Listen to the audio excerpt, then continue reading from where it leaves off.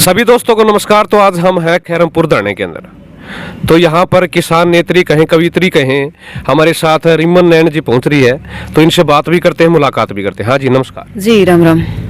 आज खैरमपुर पहुँचने का जी क्या मकसद? खैरमपुर देखिए, ये सरकार एक नारा लेकर के आई थी कि बेटी बचाओ और बेटी पढ़ाओ। तो सरकार ने न्यू सोचना चाहिए कि जिन बेटियां ने पढ़ाने की बढ़ाने की आप बात करने लग रहे थे, आज उन बेटियां का स्कूल जो है वो खतरा में पड़ा है और लगभग 126 लड़कियां जो है वो अशिक्षित रहने के कगार पर है। गांव राम चंदा करके उनकी खातिर टीचर्स अवेलेबल करवावा है। तो यही उद्देश्य है कि हम अपने जो जानकार हैं उन तक ये पहुंचाए कि ये धरना चला हुआ है और सरकार से इसके लिए सवाल जवाब करे जाए और इस स्कूल ने बचाने की खातिर हम पहुंचे हैं। सोशल मीडिया पर ज़्यादा एक्टिव रहते हो आप जी, मुद्दे भी उठाते हो हर तरह के, चाहे स्कूल का हो, किसानों का हो, रोजगार को लेकर भी हो। तो जिस तरह सरकार का जो नारा है, कितना कारगर सिद्ध हुआ है बेटी बचाओ बेटी पढ़ाओ? देखिए, मैं तो इनको जमीनी स्तर पर तो नील मानती हूँ बिल्कुल, क्योंकि जब बेटी बचाओ और बेटी पढ़ाओ की जहाँ बात आती है, एक नहीं अनेक स्कूल हैं जिनको या तो मॉडल संस्कृति बना करके लड़कियों से फीस वसूलना शुरू कर दिया है। उनके खातों में जो पैसे आते थे वो आने बंद हुए। वर्दी है, दोपहर का भोजन जो मिलता था, सारी सुविधाएं लगभग बंद कर दी मॉडल संस्कृति स्कूल के नाम पर।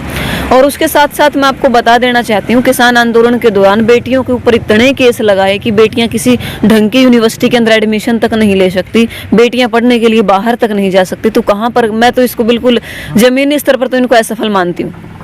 स्कूल में टीचरों की कमी है जी। क्या कहूँगी यही, टीचर्स की कमी होगी ही, क्योंकि भर्तियां पिछले कितने सालों से, अभी कौशल विकास योजना के माध्यम से इन्होंने लोगों को लेना शुरू किया है। तो इतना इंटरेस्ट नहीं दिखाएंगे जिस इंटरेस्ट के साथ लोगों ने जेबीटी करी थी, बीएड करी थी। अब मैं भी जेबीटी के बाद एसटेट सीटेट क्वालिफाई हूँ।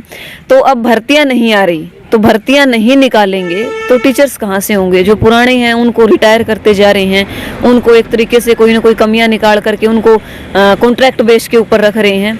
तो टीचर्स देश के अंदर 10 लाख रोजगार का नारा देकर के ये सरकार आई थी और पिछले लगभग 7 सालों के अंदर भर्तियां नहीं हुई है। उल्टा 2012 के अंदर जो भर्ती हुई थी, माननीय मुख्यमंत्री ओम प्रकाश चौटाला जी ने करवाई थी, उन लगभग 10 लाख टीचर्स को इन्होंने रोक के रखा और 2018 में उनको ज्वाइनिंग दी। तो टीचर्स तो ये भर्ती करवाई नहीं रहे, जो भर्ती पिछली सरकारों ने करवाई थी उनको हटाने का काम कर रहे हैं। बता रहे खैरमपुर स्कूल में जहाँ आप बैठे हो धरने पे, यहाँ पर 2 टीचर हैं जी। सिर्फ सब्जेक्ट की, और गांव वालों ने सभी गांव वाले मिल के चंदा इकट्ठा करके बच्चों के लिए शिक्षा की व्यवस्था की है। एक तरफ तो ये सरकार बात करती कि पढ़ेगा इंडिया तभी तो बढ़ेगा इंडिया, और दूसरी तरफ स्कूलों से जो टीचर्स हैं उनकी बदली करवा देती है और दोबारा से उसके अंदर दूसरे शिक्षकों को ना लेकर के आना। ये सरकार ये चाहती है कि ये एरिया जो है लगभग बागड़ी बेल्ट के अंदर आता है, कि इस क्षेत्र के लोगों को अनपढ़ रख दिया जाए और आने वाले भविष्य में ये बच्चे आवाज ही ना उठाए पाए किसी भी तरीके से। कहीं ना कहीं मैं तो इसके लिए जिम्मेदार कुलदीप बिश्नोई जी को मानती हूँ, जो यहाँ से विधायक रहे हैं और जिनके स्कूलों की ये हालत है। तो आज वो वर्ग ये चाहता है, जो कुर्सी के ऊपर जो वर्ग बैठा है, आज वो वर्ग ये चाहता है कि इस क्षेत्र के बच्चों को अनपढ़ रखा जाए और उसके बाद इस क्षेत्र के ऊपर हम राज करें, बाकी बाद में आवाज उठाने वाला कोई बचे ही ना। लेकिन बात करें जिस हिसाब से आप कह रहे हो, लेकिन पब्लिक है, सब जानती है, टाइम लगता है कोई चीज़ में। और बात करें हम खैरमपुर धरने पर यहाँ पर भी बैठे थे, तो उसको लेकर भी कई आपत्तियाँ ग्रामीणों ने बताया था हमें कि कई आपत्तियाँ हुई थी।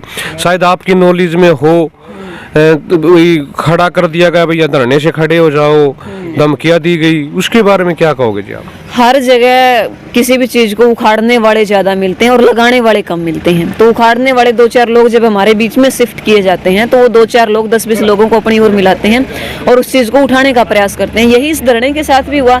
कुछ पहले स्थगित किया गया, उठाया गया लोगों को, लेकिन मैं यहाँ की टीम और यहाँ की कमेटी को, मैं तो ये मानती हूँ कि बहुत रणनीति के माध्यम से इस धरने को दोबारा लगाया और ये गाँव खास करके ये जान गया है कि भाई चुनावी माहौल में ही मुद्दों को मुद्दा बनाया जा सकता है और उसके साथ ही लोगों को वोट की चोट दी जाती है। आज भी ग्रामीण क्षेत्र में लगभग 40% वोट ऐसे हैं जो ये चाहते हैं कि हमारा वोट जीत में जाना चाहिए, हवा देख करके जो वोटिंग पोल होती है उस तरीके से।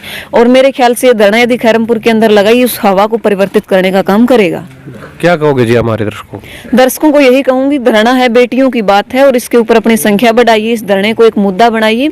और आगे जो चुनाव आने वाला है, जो कुलदीप बिश्नोई जी ये कहते हैं कि इन 1000 वोटों से हमें कुछ फर्क नहीं पड़ेगा, 1200 वोटों से कुछ फर्क नहीं पड़ेगा, तो वो फर्क यहाँ से एक वोट भी गाँव से बाहर मत जाने, गाँव में कुलदीप बिश्नोई जी के या बीजेपी के समर्थन में मत जाने दीजिए।